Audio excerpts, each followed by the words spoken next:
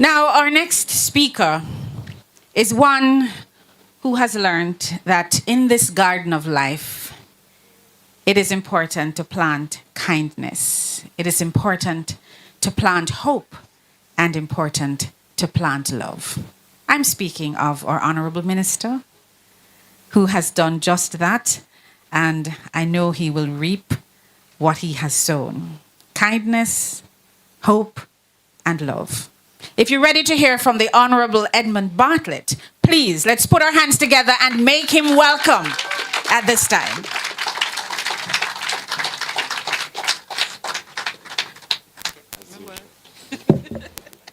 Thank you. Thank you very much.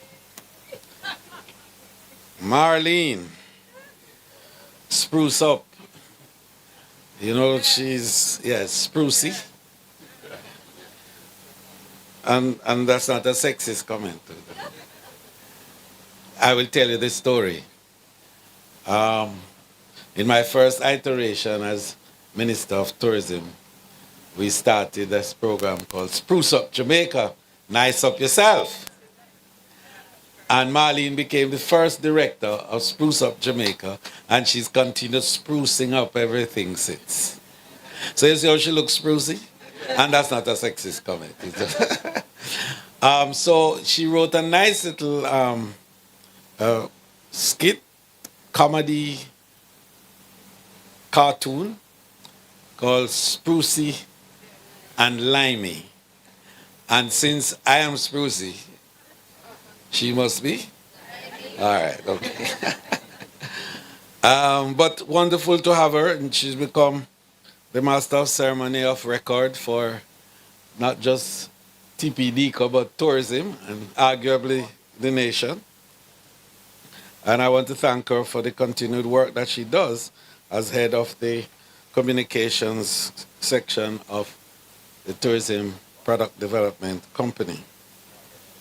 My esteemed colleague and sister, Minister Favour Williams, and she is very special to me, not just because she's Minister of Finance, you understand?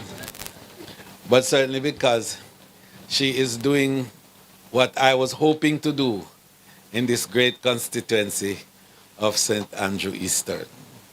This actually is the first constituency that I had stewardship for, and I spent 13 years here directly as MP, and then I went to another place that I have had 20 odd years to date. But Eastern is in my heart, always in my heart, and that makes Minister Favour very special. You know, I just say this one, and bear with me, because my speech is going to be short.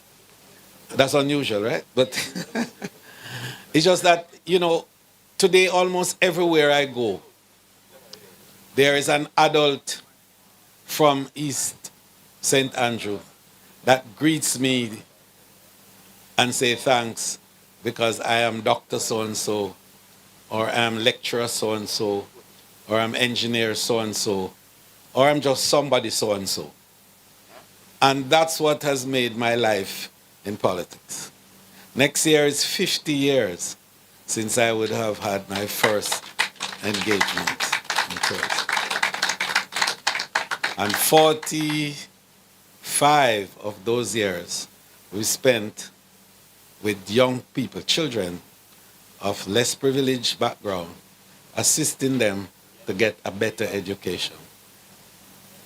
And I tell you with honesty and with great emotion, everywhere, including Dubai, there's a girl from Mona that won the championship for entrepreneurship in Dubai that we helped to go to Mona High School from this constituency. On the weekend I went to CTO and I got hugged by a nice young lady from Tavern. Said she was one of those students that went to Papine High and then to St. Hugh's. And it goes on. Dr. Tammy from Standpipe, and we could name them. It's the kind of feeling, and the best one of all for me is a PhD from Vumdong, in Augustown that is now in London. And every World Travel Awards that we go to, she's there with her students. You know her, Joy. And she was in New York also on the weekend. So it's been for me that satisfaction. And so, Minister of Tourism, that's all right. But the big achievement, if I have any, is how we have affected the lives of the people with whom we have encountered. And that's for me it. So Hope Gardens is a place of great pleasure. Minister, I just wanted to say that while I salute you, and to salute, of course, our dear custos of the parish. I see that, Stedman, if we started with ST, we could definitely say start. Yes. Yes. Okay, you didn't get that one. But it could be very well start. So start fuller. No, so I'm just giving you an instruction. Start fuller. Very nice to have you. But I'm also very pleased to see Marigold Harding here, who is a former custos herself and one of the leaders in horticultural science in Jamaica. I mean, in the days when, Marigold was very active and out there, she would be leading delegations to the Chelsea Flower Fair and all those wonderful activities in Europe and elsewhere on behalf of the people of Jamaica. It's really nice to see you, Marigold, and thank you very much for gracing us with your presence. My team that is here, and I'm so proud of this team. And if you X out, Chris, the 4 years, the sabbatical 4. But we never really stopped because we were active in tourism worldwide, same way during those 4 years. So it's really 18 years that this team has been either with me, around me, or about me. And I really want to particularly point out, it should be, the Honorable Jennifer Griffith, because CD.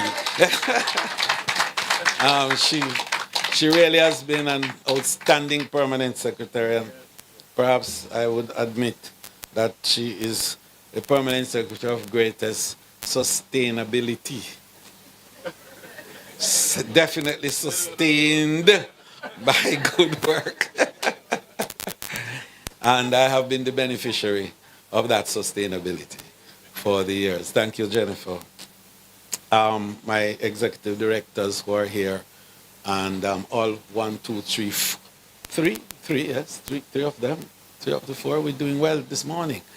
And it's really good to see all of you here, the team from TPDCO, and of course, the ever-abiding, I'm not going to say everlasting, because although I want him to last, I know he can't be everlasting, Mr. Chris Wimstone, who has been with us throughout the years that I've been minister for TPDCO. He's been on the board, and he has managed this part of the portfolio very well.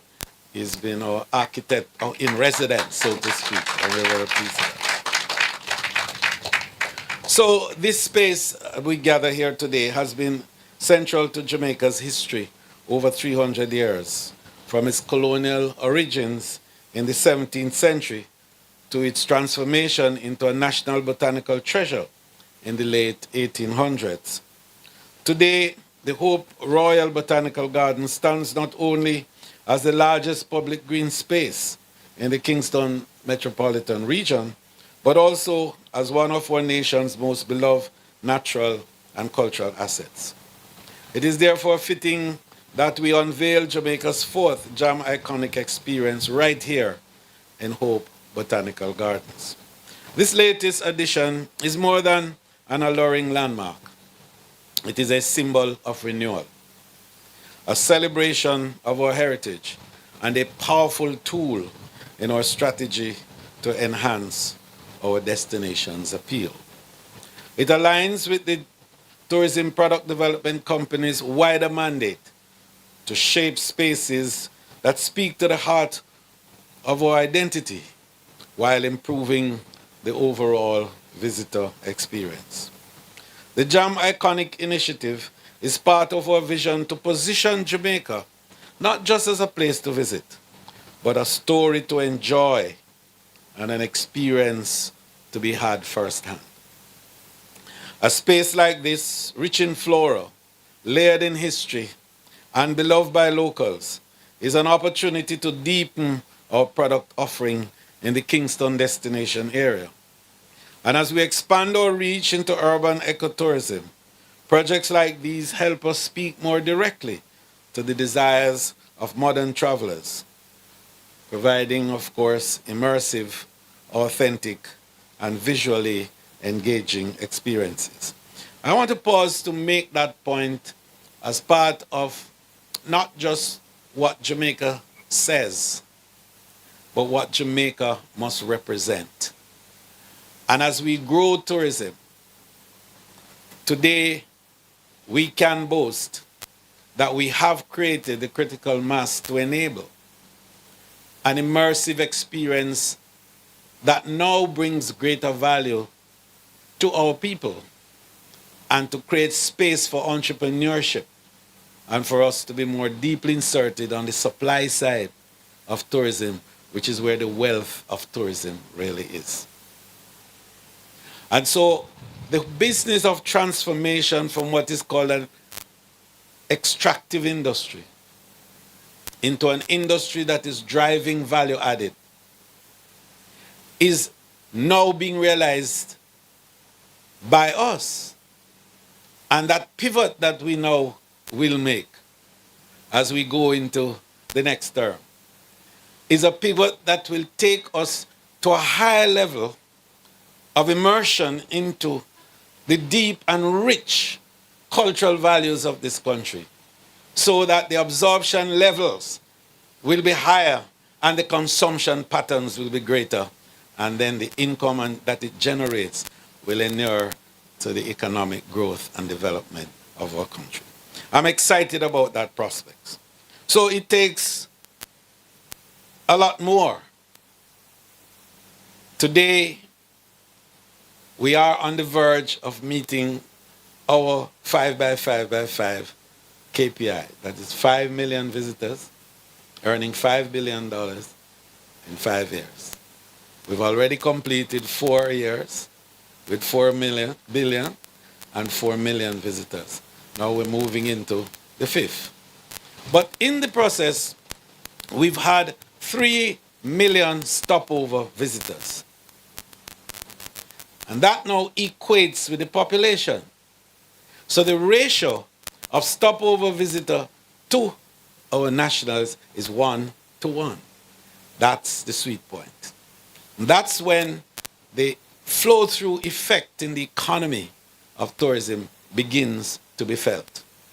But it also creates you with a level that attracts bigger and larger investment.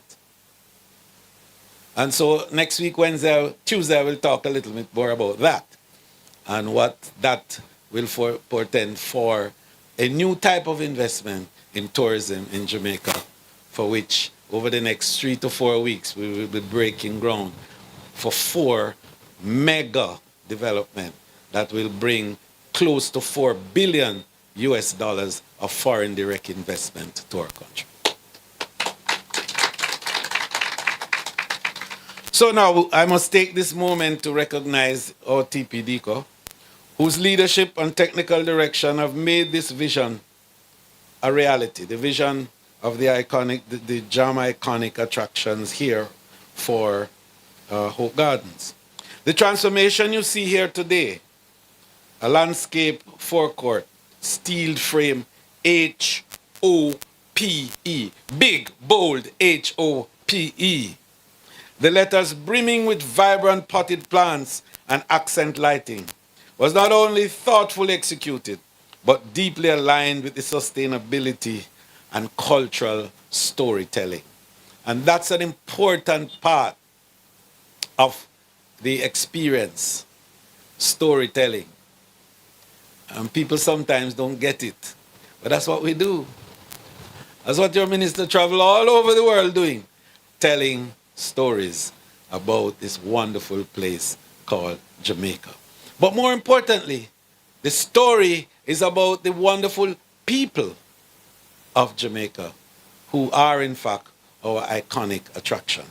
So, interspersed with that is the story of our rich flora and fauna and the wonderful geophysical endowments that the divine has given to this wonderful rock that some say was created the 8th day of creation. You know the story? That after God was finished on the 7th and he rested and looked and he saw something missing, he made Jamaica. And that's why we're so special. We also salute the support of the Ministry of Agriculture, Fisheries and Mining under the stewardship of Minister Green for their dedication to the development and conservation of this heritage site. Let us not overlook our other essential partners, the UDC, Jamaica National Heritage Trust, local landscapers and artisans, and of course, Nature Preservation Foundation. Where is Lucy? Where is she gone? Where is Miss Myrie? Yes, yes, yes. A wonderful job that you have done. And your collective input and stewardship really keeps spaces like this alive and flourishing. So friends, every iconic experience installed is a statement. And by the way, I will speak on the 17th a little more about this Jam iconic experience that we have offered to Jamaica. And perhaps tell you a little more than Wade Mars did about how impactful it really has been across Jamaica and the way in which it has been a must for so many of our visitors, for landmark and for memories and for validating their visit to this wonderful country. So we talk more about that. So this iconic experience installed here today is a statement that Jamaica is proud of its story. A statement that we are boldly branding our identity, not with words alone, but with product development, landmarks, and curated experiences that say we treasure destination Jamaica because we choose Jamaica. Let us remember that tourism is not just about arrivals and room occupied. It is about national pride, shared spaces, and experiences that resonates with others. Today, we deepen that impact, not just for international guests, but for our people, for the children who play here, the couples who will marry here, and the artists who will find inspiration here. And that's why we have been preaching that tourism is for everyone. So let us continue together, united on a mission to keep building a Jamaica that is vibrant, memorable, and marketable, not just today, but for generations to come. Thank you, and let the unveiling of this Jam iconic experience serve as a new chapter in Kingston's growing tourism legacy, as together we join the tourists in choosing Jamaica. Thank you.